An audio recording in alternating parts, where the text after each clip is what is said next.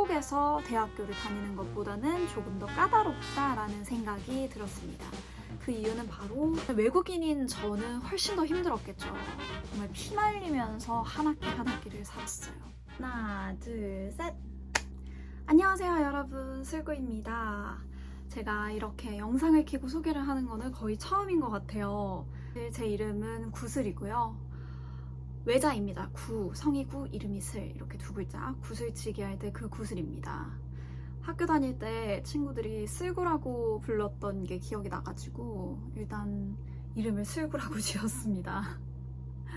자, 제가 이렇게 오늘 영상을 찍게 된 거는요, Q&A를 하기 위해서인데요. 이 학사, 프랑스 학사, 그리고 대학교, 그리고 미술사에 대한 이야기를 하려면 조금 더 신뢰성 있는 상태에서 하고 싶었어요. 짜잔!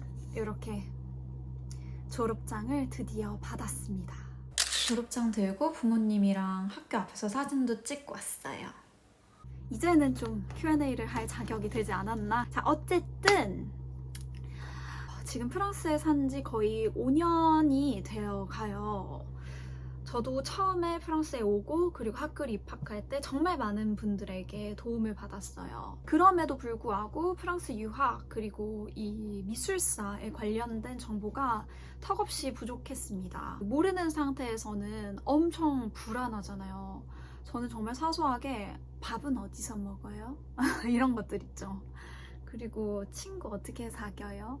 수업 많아요? 너무 어려워요? 따라갈 만한가요? 모르고 던져지는 것도 괜찮지만 그래도 저의 불안했던 마음을 떠올리면서 사소한 것까지 다 여러분들에게 정보를 한번 나눠보는 시간이 되겠고요. 프랑스 유학에 관심이 있으신 분, 프랑스 중에서도 파리 유학, 두 번째로 미술사에 관심이 있으신 분, 그 다음에 파리 4대학, 소르본 대학에 관심이 있으신 분, 이런 분들이 제 영상에 좀 도움이 되지 않을까 싶습니다. 한번 본격적으로 시작을 해보도록 하겠습니다. 우와. 자, 일단 저의 타임라인을 간단하게 설명을 드릴게요. 19년도에 BC라는 곳에서 10개월 동안 어학연수를 했습니다. 그리고 20년도에 한국으로 다시 돌아왔고요. 그때 코로나가 터져서 잠깐 발이 묶였었습니다. 그리고 21년도에 소르본 4대학에 입학을 해서 지금 이제 24년도죠. 24년도 9월에 졸업을 했습니다. 어학연수 경험에 대해서 물어보시는 분들이 많았는데요. 말씀드렸다시피 저는 BC라는 곳에서 10개월 동안 어학을 했습니다. 까빌람이라는 학원이었는데요. BC에는 까빌람밖에 없어요. 이 어학원은 다른 어학원들보다는 가격대가 조금 있는 편이었는데 한국인들에게 최적화된 곳이었습니다. 즉, 스파르타식 교육으로 델프 자격증을 쉽게 딸 수 있다. 수업도 많고 일단 여름방학도 없고요. 커리큘럼도 굉장히 잘 짜여져 있는 편입니다. 학생 관리도 정말 잘 해주고요. 한국인 비율을 여쭤보신다면 한 반에 두세 명 정도는 한국인들이 있었습니다. 그리고 그 델프 시험을 BC 도시 그리고 그 까빌람에서 볼 수 있었어요. 그래서 굉장히 수월했고요. 또 물론 내가 지금 담당하고 있는, 나를 담당해주고 있는 선생님 분께서는 감독관으로 들어오지 못하지만 얼굴을 이미 알고 있는 친근한 선생님들이 감독관으로 들어오시기도 합니다.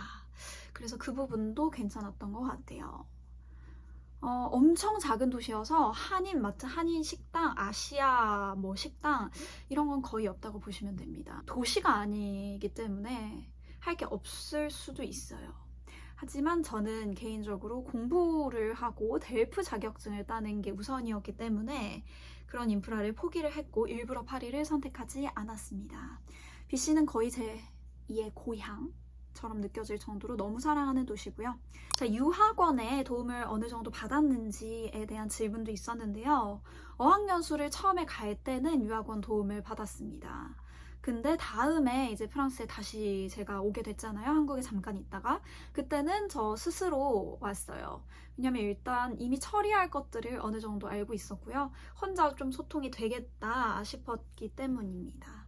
저는 파리 4대학 소르본 대학의 l'histoire de l'art et l'archéologie 라고 해서 예술사 그리고 고고학과에 들어갔고요. 미술사는 미술의 역사잖아요. 그래서 실기랑은 전혀 다른 겁니다. 미술시 일기, 보자를 준비하시는 분들도 계신데 전혀 다른 학과라고 보시면 돼요. 미술사는 인문학입니다. 따라서 포트폴리오는 당연히 보지 않습니다. 자, 그러면 뭐가 중요하냐? 제가 생각했을 때 가장 중요한 거는 일단 어학 점수죠. 델프 점수고요. 세형을 요구하는 걸로 알고 있습니다. 그 다음에 모티바시옹이라고 불리는 이제 동기서예요. 그래서 이 두 가지를 가장 신경을 썼습니다. 모티바시옹 같은 경우에는 예술 분야에 제가 종사하시는 분을 찾아서 이야기도 듣고 과외도 받고, 그리고 동기서는 원어민의 첨삭도 따로 받았습니다. 아니, 그럼 동기서 대체 어떻게 쓰는 거냐? 동기서는 내가 여태까지 미술사에 그리고 예술 분야에 얼마나 관심이 있었고를 증명해주면 되는 것 같아요. 평가 기준, 꼭 말해야 될 것들, 이런 거는 정해져 있지 않고 말씀드리기도 어려울 것 같습니다. 그래서 저 개인적으로 썼던 거를 말씀드리면, 저는 프랑스 가기 전에 갤러리에서 일했던 경험이 있어서 그걸 좀 중점적으로 썼고요.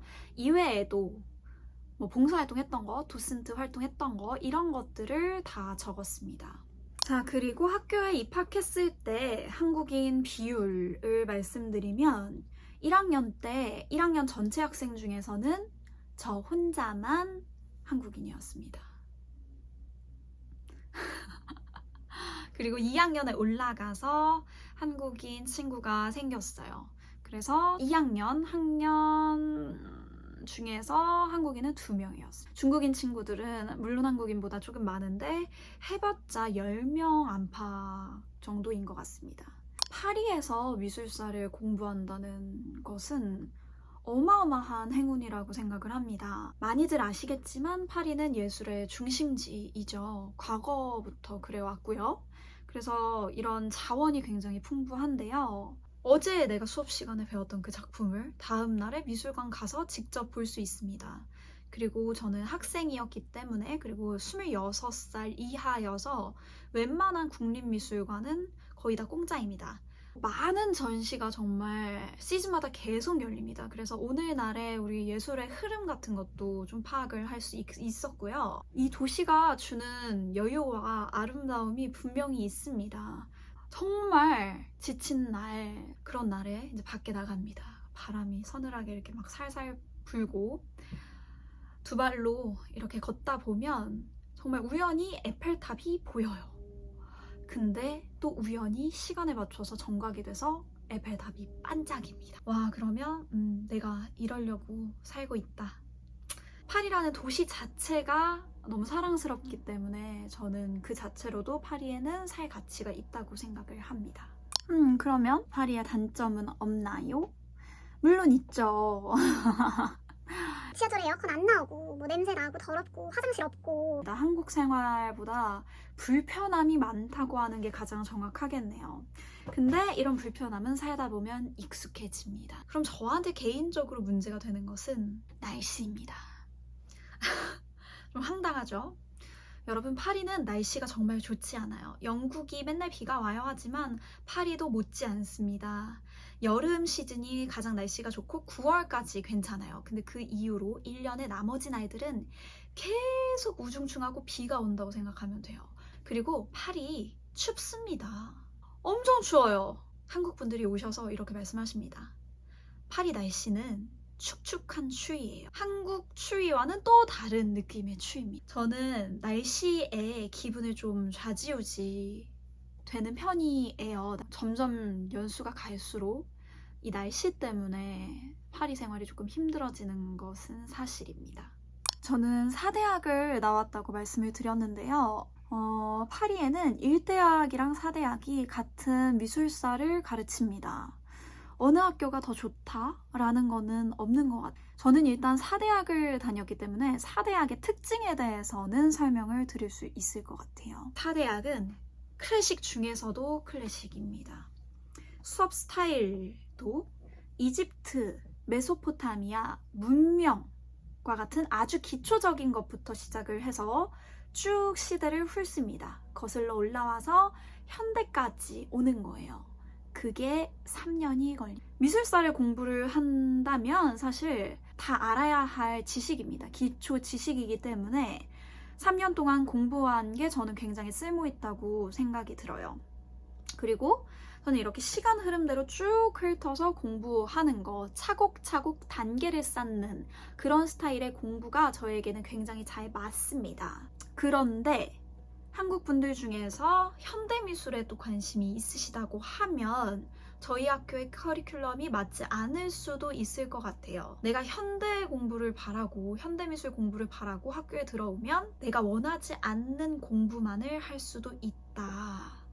이제 본격적으로 학교에 가시는 분, 미술사가 아니더라도 프랑스 학사를 하시는 분들, 일단 수업 방식입니다. 프랑스 학사는 기본적으로 3년제죠. 한국은 4년이잖아요. 그런데 학위를 수여받는 것은 똑같습니다. 인정되는 학위는 똑같아요. 그렇다는 뜻은 한국에서 4년 배우는 거를 3년 동안 압축해서 배우다 보니까 수업의 양은 훨씬 더 많습니다. 떼데라는 수업이 있고요. CM이라는 수업이 있습니다. 떼데, CM. 부터 설명해 드릴게요. 자, 쌤은요. 학생들이 많이 모여놓고 수업하는 대강당 수업입니다. 그리고 떼데는 많으면 한 20명, 적으면 10명 소규모로 진행되는 수업이고요. 보통은 이 쌤에 대한 보충적인 수업을 합니다. 그래서 쌤과 떼데는 수업이 연결되어 있는 경우가 많아요. 만약에 고대 로마의 건축이라는 과목이 있어요. 자, 그러면 쌤에서는 뭘 배우냐면 전체적인 고대 로마의 시대적 맥락, 역사적 배경, 그리고 뭐 각 황제별로의 업적을 배운다면 이 떼데에서는 콜로세움 아니면 율리우스 가문의 묘소 같은 하나의 그 건축물을 가지고 그 건축물을 뜯어서 보는 거죠. 어떻게 구성이 됐고 요소를 뜯어서 자세히 공부하는 것. 그리고 또 궁금하실 수 있을 만한 게 시험 방법일 것 같아요. 시험은 크게 2가지의 시험으로 제가 임의적으로 한번 나눠보겠습니다. 우리나라의 기말고사처럼 보는 가장 큰 시험이 있습니다. 이걸 우리가 빡시엘이라고 하는데요. 한 학기에 한 번이니까 즉 1년에 2번 치르게 되는 거죠. 이 시험은 가장 중요한 시험이고 가장 큰 시험이고요. 시험 시간이 길면 4시간까지, 하는 과목당 4시간까지 진행이 됩니다. 두 번째로 이제 그 방학을 중심으로 한 학기에 자잘자잘한 시험들이 계속 있습니다. 즉 우리나라로 치면 중간고사 같은 개념인 거죠.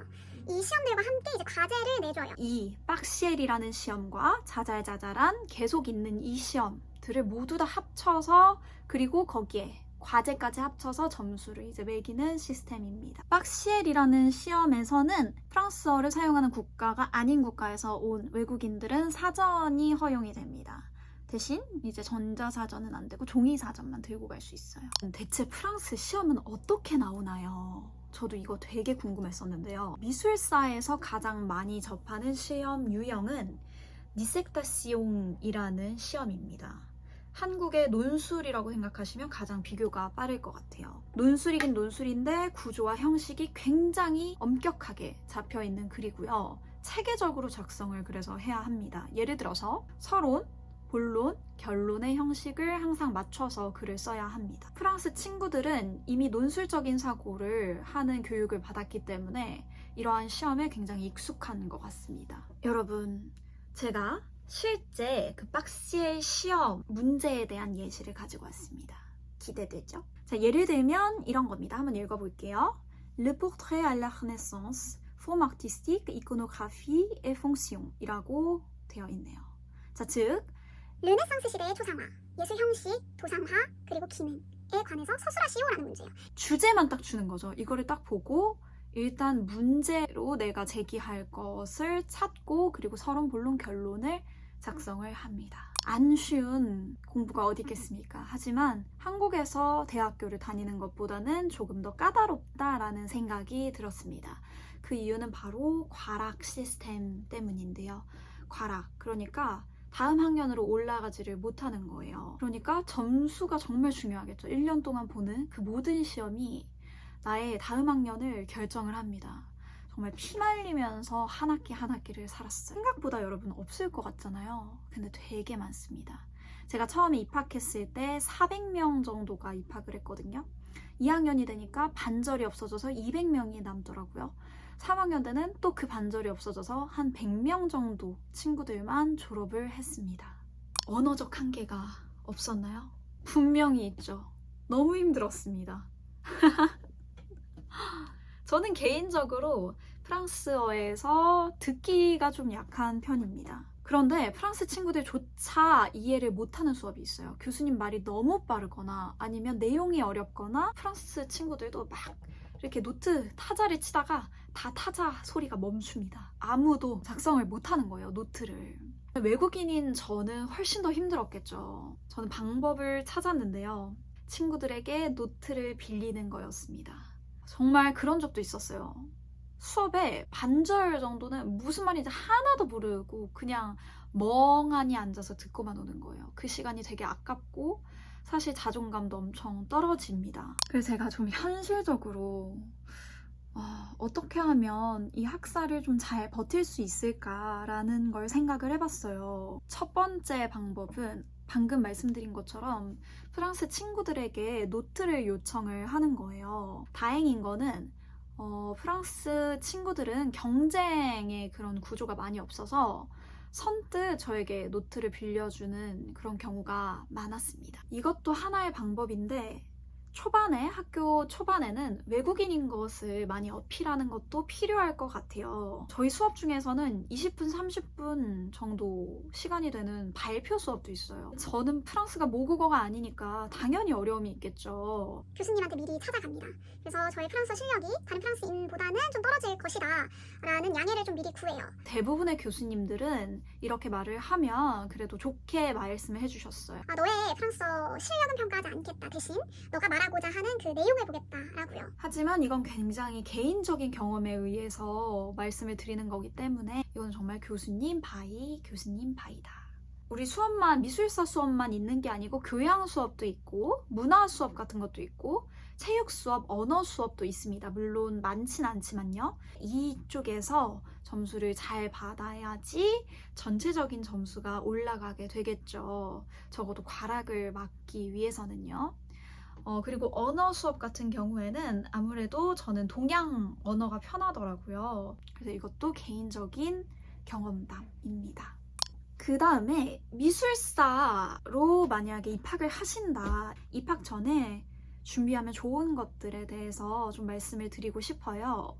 저도 마찬가지로 유학 가기 전에 미술사 전공하신 분이 저에게 추천을 해주셨어요. 일단 프랑스에서 미술사를 공부한다는 것은 서양의 미술사입니다. 그래서 우리나라 친구들이 가지고 있지 않은 다른 배경 지식이 분명히 존재를 합니다.